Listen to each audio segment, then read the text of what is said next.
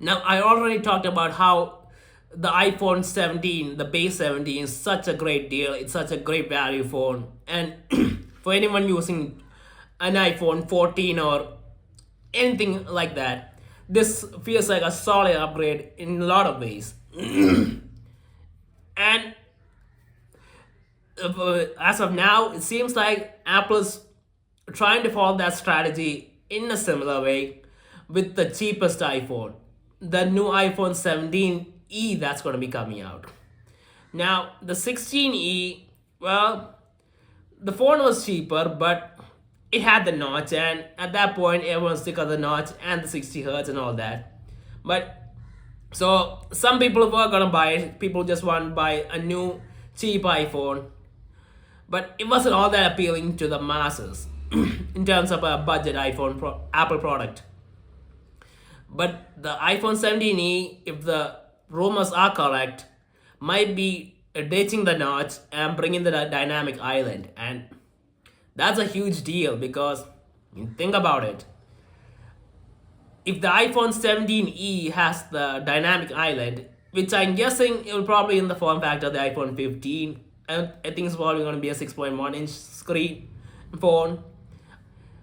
So it's probably got a 6.1-inch dynamic island with the latest processor, I assume. I don't know if they're gonna go with the older processor, but I'm assuming that it's gonna be the A19, and it has the 48 megapixel camera. The 16e had the 48 megapixel camera, and this thing's probably gonna have the camera. So when you compare it to the iPhone 17, I mean, this has the same design.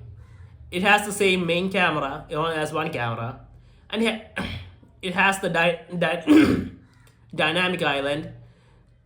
It has the new chip too, the really powerful chip, the newer one. And honestly, all that stuff combined together. Now, if it also has a big battery, I think this could be the default budget iPhone that everyone always wanted. Everyone wanted since the first SE phones came out. I mean, I feel like this is a return to that. This is what the SE is supposed to be. I mean, it has all the basics of the camera, the modern display, the latest chip, so you'll probably get the a lot how many years of software updates, and probably be more efficient in terms of battery life because of the newer chip. So I think you'll be able to get a 1 day decent amount of use from it, which was a bit of a problem earlier on, considering the smaller form factor. From what I know of the regular iPhone 15s, you can really get a 1 day use out of it. But with this new chip, maybe, considering this is a smaller screen, as long as the battery isn't too small. And it feels like this could be a huge hit.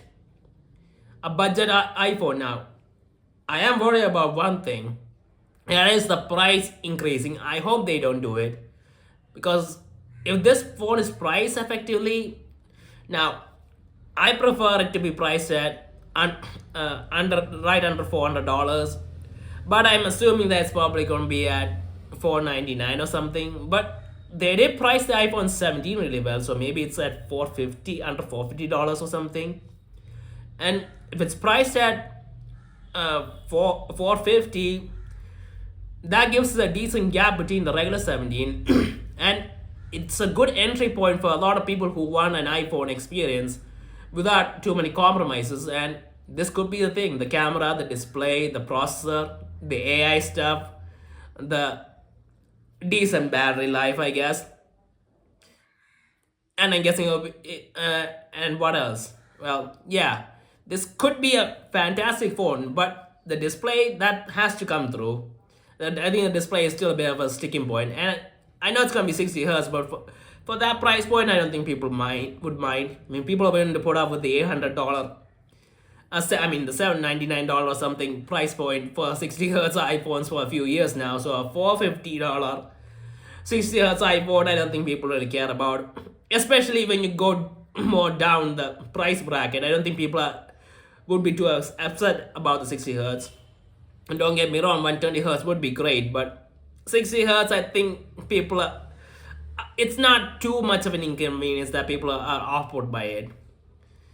But yeah, this could be a huge hit as long as they bring the dynamic island, the new chip, and the 40 megapixel camera, and hopefully a bigger battery. I think this could be the default budget phone for a lot of people now, even without the 120 hertz, just because of it's an iPhone and the software updates and the camera quality and all that stuff.